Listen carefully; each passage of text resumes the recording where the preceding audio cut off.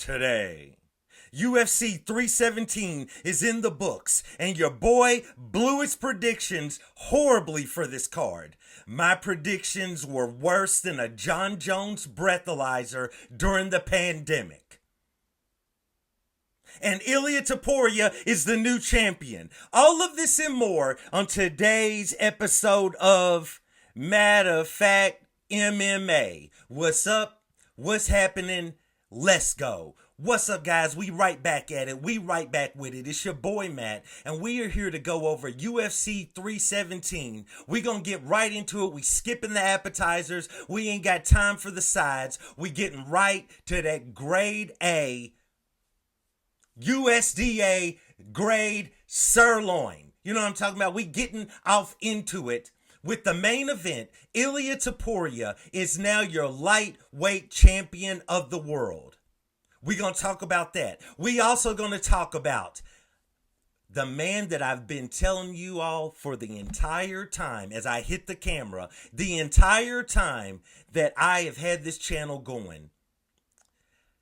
When a man walks to the octagon, and many men is playing when he's walking to the octagon, you lock that man in any room, any locker room, any bedroom, any bathroom, anywhere in the world with someone else, only that one man walks out of that room. And that man's name is Alexandre Pantoja.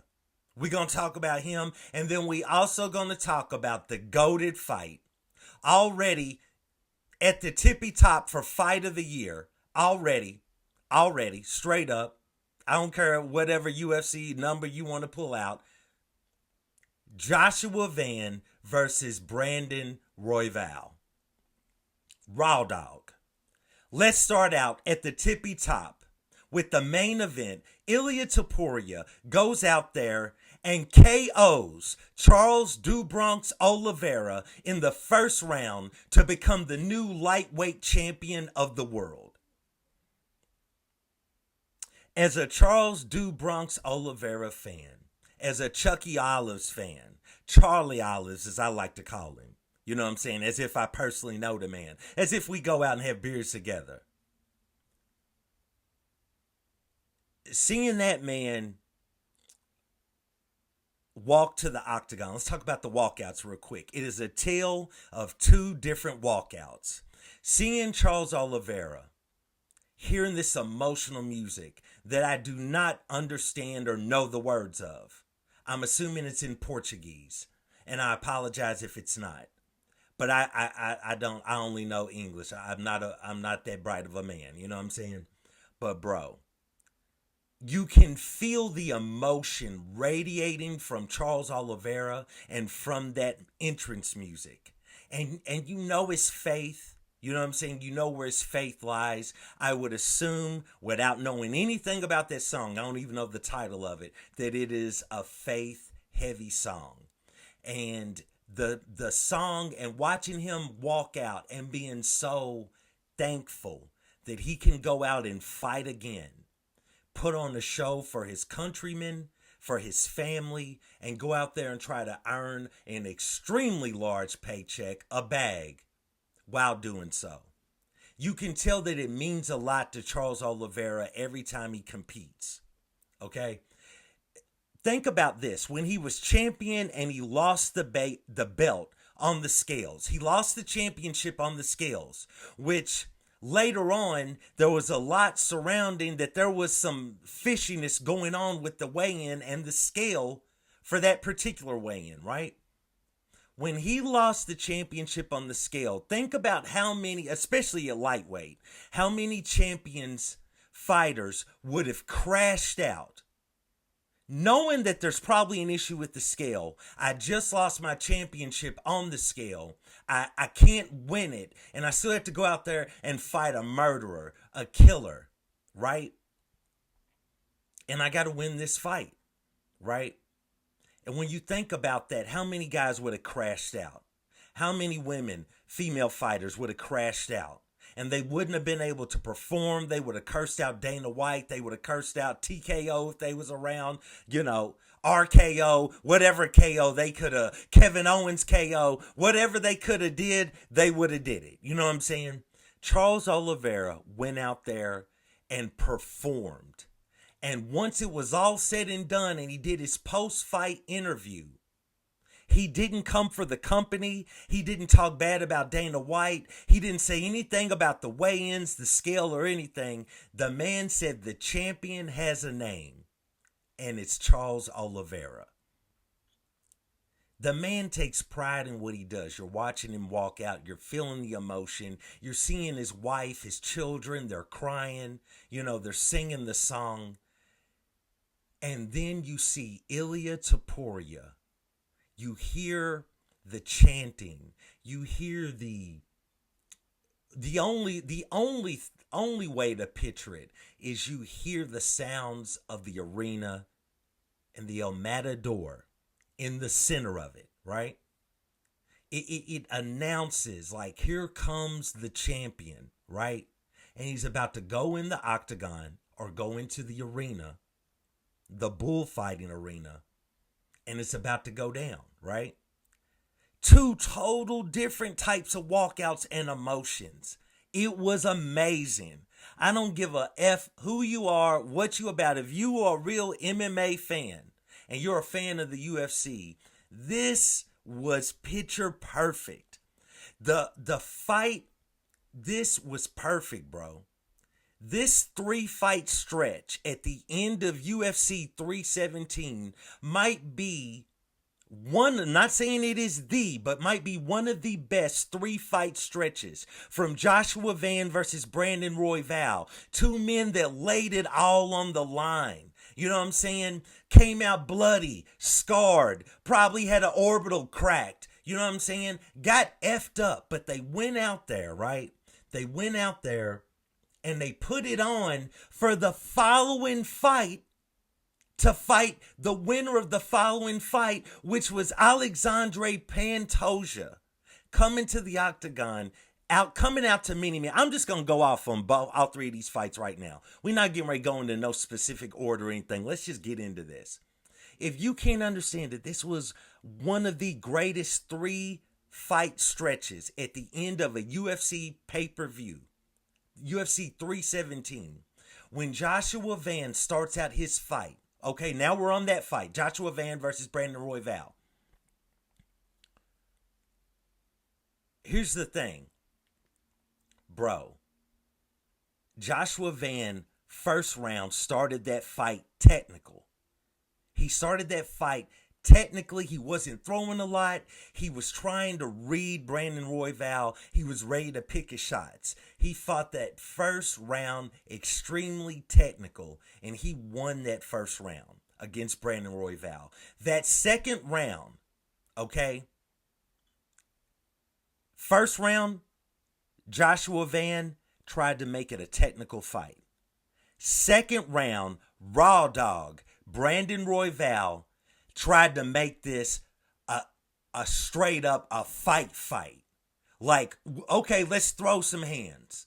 Let's not waste any time. Let's not spend any more time filling each other out. Let's throw some hands, right?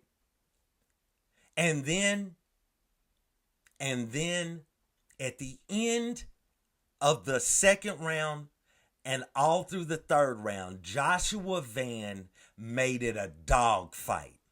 Yeah, we about to go there. We about to say it. Joshua Van most definitely has that dog in him.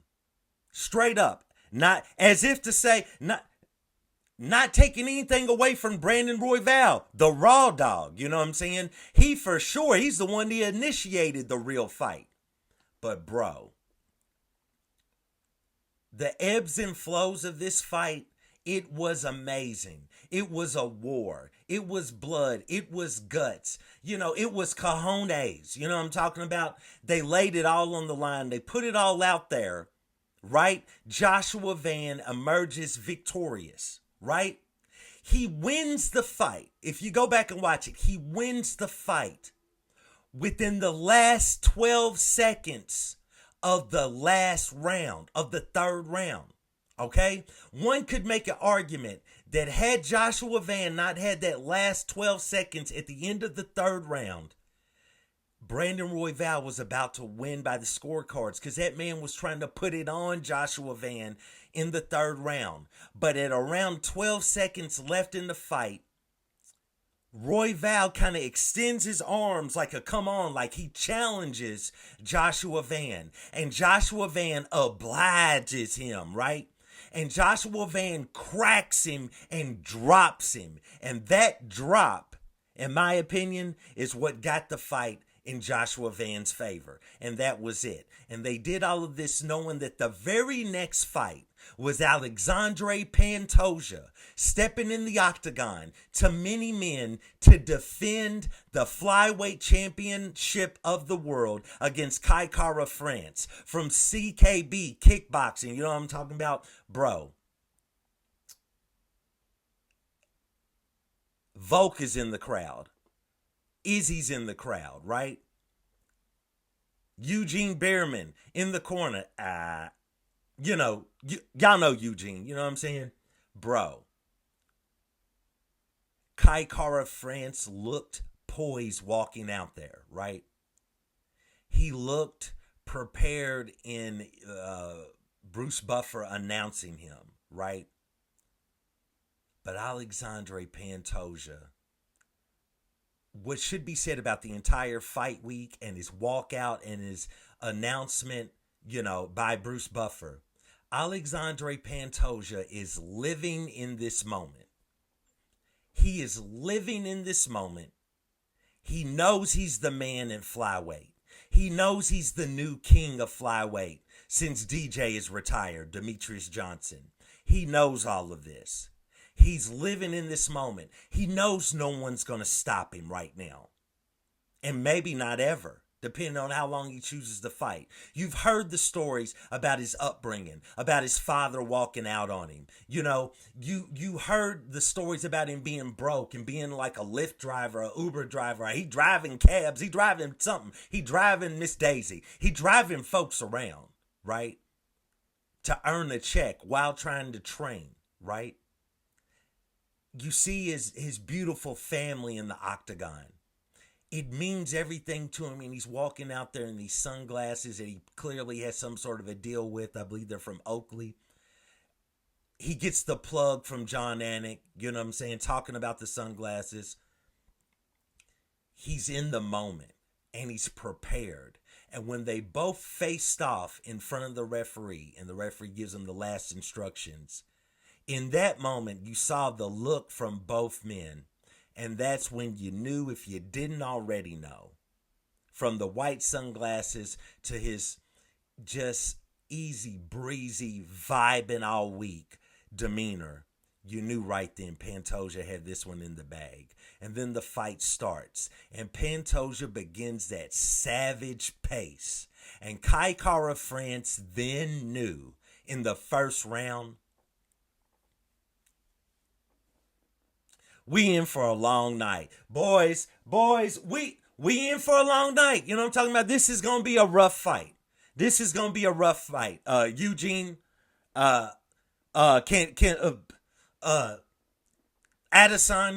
Volk, somebody, Carlos was in the crowd, Oberg, somebody. I need help because this is a different animal. And that's what Pantoja presented. And even though at one point Pantoja seemed to be a little bit fatigued, he pushed through. He finished that round. He still was doing his thing. The grappling was on point. The scrambling was on point. He already had the back and he had the body lock early in the first round. Nobody had even worked up a sweat yet. You know what I'm saying? We had barely took a sip of beer, took a sip of drink, took a pull off somebody or something. We had barely did anything. You know what I mean? He had already took the back and had the waist lock in. You know what I'm saying? Bro, what are we doing here? You know what I mean? This is Alexandre Pantoja. I've been saying this for the entire time I've had this channel going. And if you knew me before I was doing this channel, I would have told you the same thing. You know what I'm saying?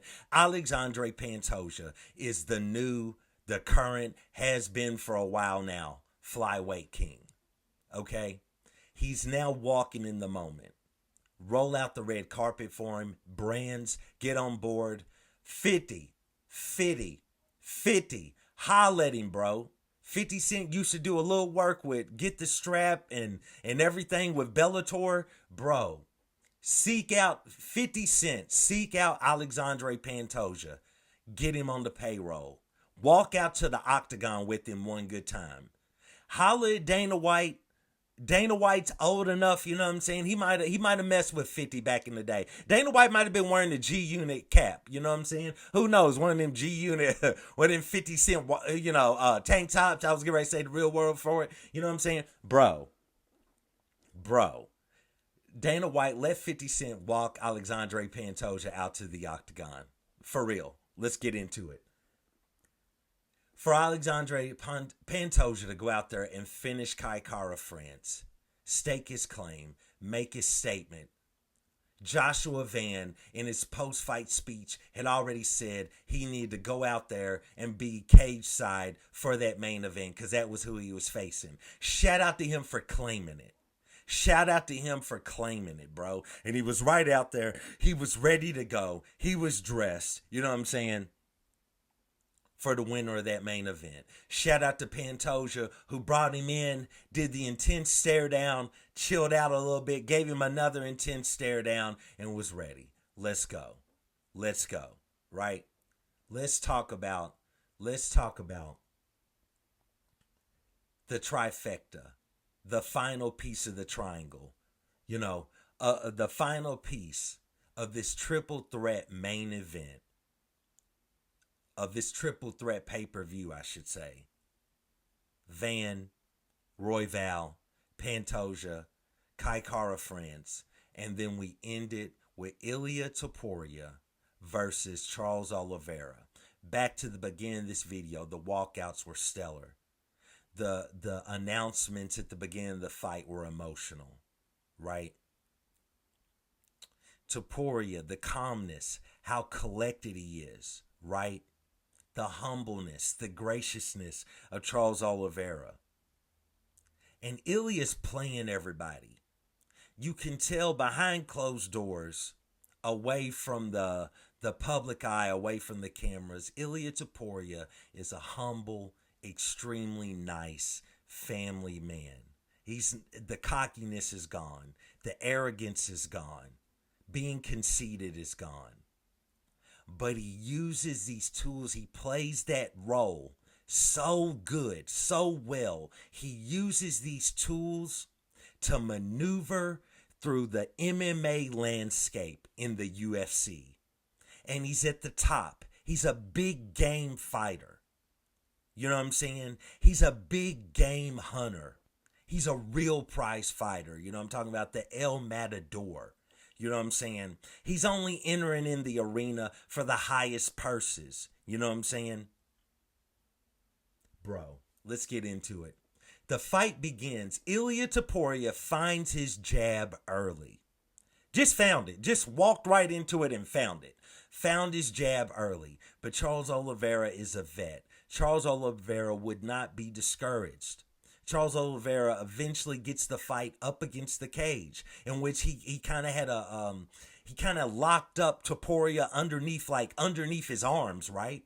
And as he has him pushed up against the cage, you could see Topuria wasn't the most comfortable, you know, because he is the smaller man. He is the shorter man. He's a little bit more filled out than he is at featherweight. So you could definitely tell as he continues to move into this new weight class and put on weight, especially if he eventually wants to go to welterweight, which is wild. But can you go against it?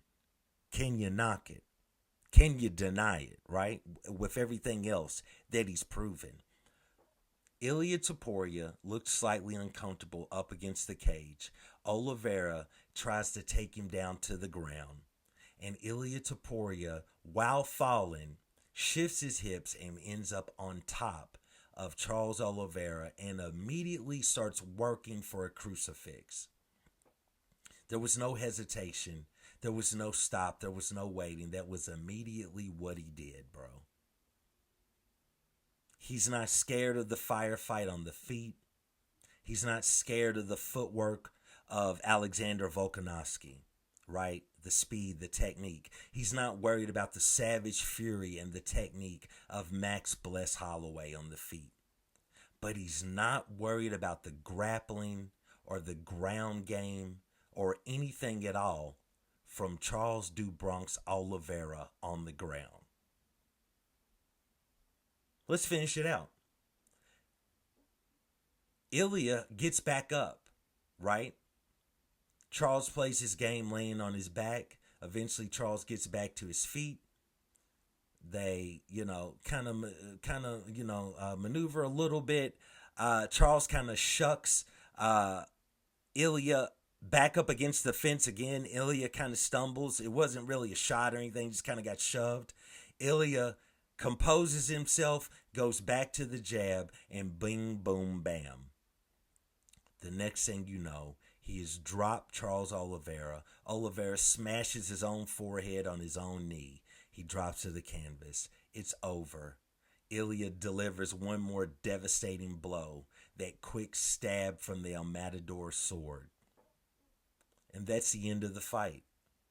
Ilia Topuria is a 2-time champion, a 2-division champion, and won it with style, right? Style that we haven't seen since a prime McGregor. I wasn't a McGregor fan in the prime, but I recognize what it was. Bro, Ilia Topuria, take it from somebody who picked Max Holloway to beat Ilia Topuria.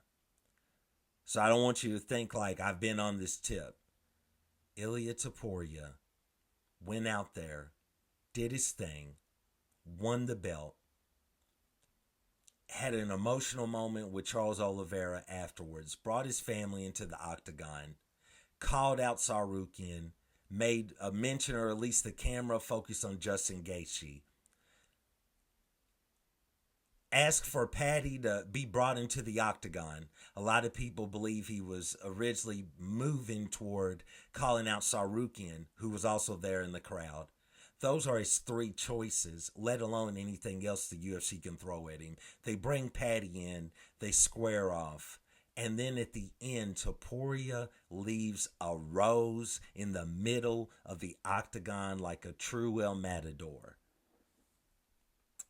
Chef's kiss, 3-fight stretch. Last 3 fights of UFC 317 in the running for the greatest 3-fight stretch at the end of a UFC pay-per-view card. It was amazing. There's any number of directions for all 3 of these winners of these fights to go. We're going to talk about it. We're going to get into it as we continue the videos for the rest of the week. I still got more content coming about the rest of UFC 317, but I had to start with these 3. I had to get off into it. I had to throw away all of the guidelines of how I was going to lay this out, and we hit it. So please like, subscribe, comment. Let me know what you thought about these 3 fights, what you think about the main event. And once again, I do want to thank you guys for joining me for another episode of Matter of Fact MMA. And I'll check you next time. Peace.